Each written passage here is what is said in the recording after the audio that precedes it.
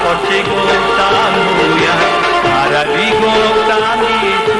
و فارسی گفتم مویم با ترکی سوزم ساچی گوی دلرگه شمارم با ترکی سوزم ساچی گوی دلرگه شمارم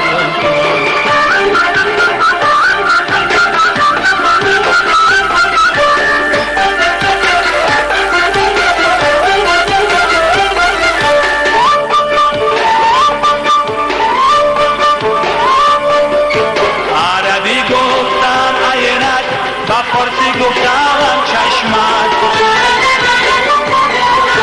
عربی گفتم عینت و فارسی گفتم چشمت با ترکی سوزسم کözing seherlerde kumar olsun عربی گفتم عرب